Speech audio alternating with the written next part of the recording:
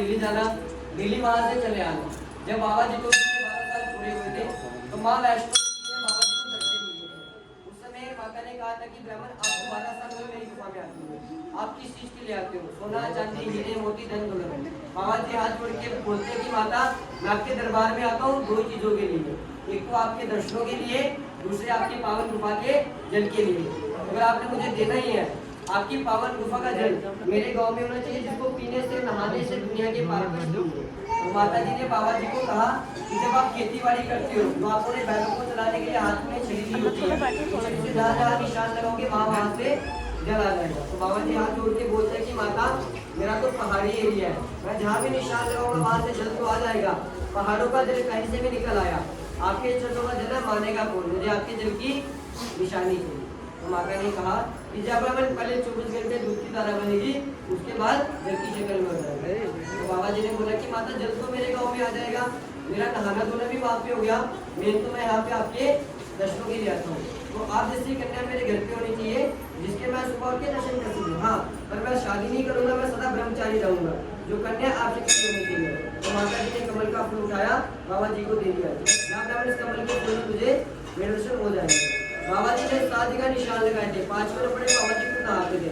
पुराने टाइम में लोग जी पगड़ी पहनते थे, देख सकते हो। एक दिन बाबा जी नहाने के लिए जो कमल का फूल था अपने साथ में लेके चले गए।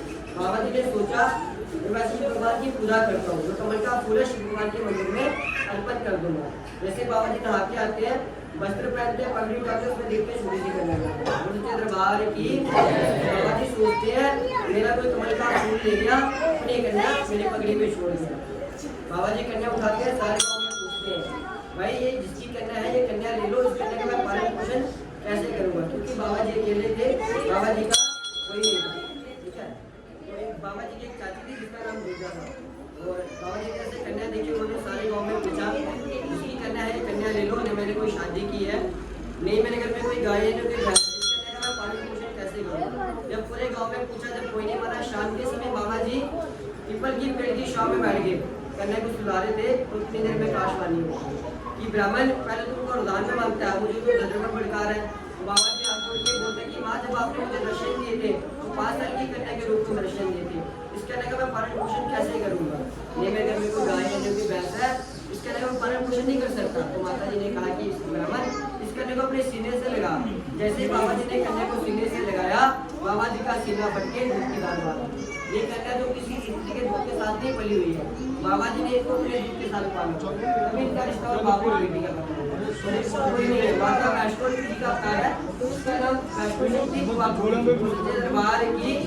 यहाँ पे ज्यादातर वो लोग आते हैं जिनके घर में संतान नहीं होती है, उधर जाती है, होती नहीं है, डॉक्टर ने मना कर दिया, कोई अन्य प्रकार की प्रॉब्लम होती है, केस आ जाती है, फिर भी संतान नहीं होती है। यहाँ पे आती है, यहाँ पे विधि होती है, वो पंडित जी बताते हैं, विधि करनी पड़ती है, कितने साल के बाद इसकी मनोकामना पूर्ण होती है, फिर दोबारा यहाँ पे चलाने के लिए आना पड़ता है। बाबा जी के लिए धोती कलश रहता है, माता के लिए 5 ब्राह्मणों को भोजन मिलता है।